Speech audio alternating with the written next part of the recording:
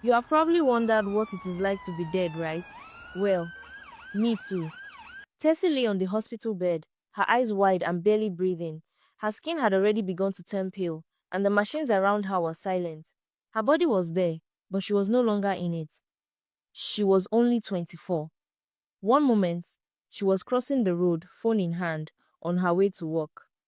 The next, a loud screech, a scream, then darkness. She hadn't felt the impact, no pain, just a sudden blackout. Now, she stood in the corner of the hospital room, watching people gather around her dead body. She tried to speak, but no one heard her.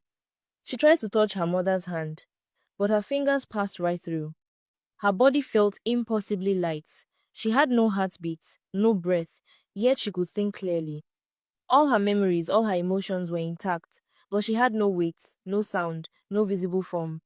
When her father arrived, he shouted her name and collapsed. Her younger brother ran in behind him, shaking her lifeless arm. She watched him cry, but she couldn't join him, too bewildered by what was happening. As understanding slowly dawned, she realized the truth. She was dead. The funeral was quick. She watched from a distance. Her aunt wrapped her mother in a thick cloth, holding her as she wailed. Tessie's best friend, Mercy, cried until her tears ran dry, then sat still, staring blankly at the coffin that now held Tessie. But Tessie wasn't in it. Not really. Her body was, but she wasn't. She was in the air, in the shadows, on the rooftops, in her room. The sight of her family's grief tore her heart into a million pieces, so she left the funeral. She revisited all her old haunts, her childhood school, the shop where she bought bread, the small church down the road, but no one saw her. Time moved on. Days turned into weeks. Her once vibrant home became a house of silence. The laughter was gone. The music her father used to play every Saturday morning stopped. The kitchen, once fragrant with pepper soup and jollof rice, remained cold. No one spoke unless absolutely necessary. Her little brother, who used to fill the compound with his boisterous jokes, now walked slowly, his shoulders slumped, his eyes empty. He returned to school, but no longer sat at the front. He stopped answering questions, just staring out the window. Her father sat on the veranda every evening, holding tools he didn't use. Sometimes he'd pick up the old generator, staring at it for hours before finally fixing it, only because the silence had become too deafening. Her mother rarely slept in their bedroom anymore. She lay on the living room floor, curled in a single wrapper, facing the wall. She stopped combing her hair.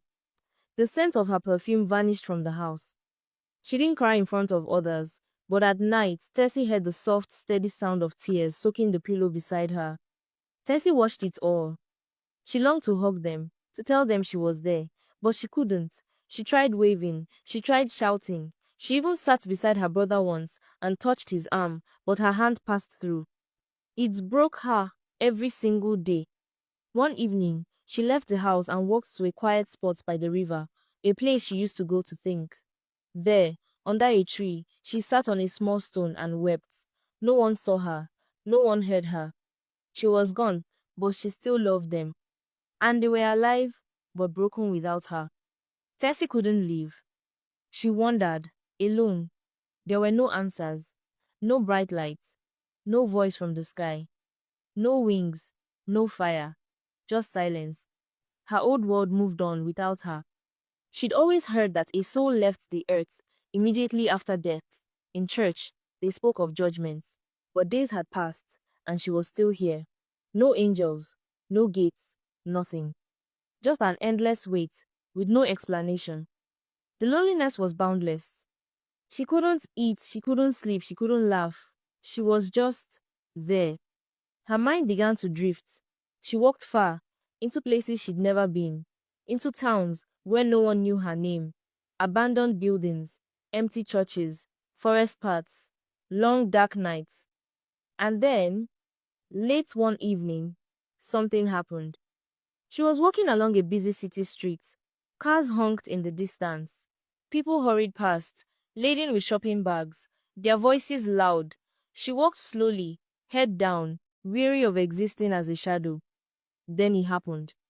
A young man approached from the opposite direction, holding only his car keys. Nothing about him stood out. He was neatly dressed. But just before they would have crossed paths, he looked up and his body shifted slightly to the side, giving her space to pass. Tessie froze. He kept walking without looking back, unaware. But she turned and stared at him. He had seen her, maybe not truly seen her, perhaps he just thought she was a regular person on the road.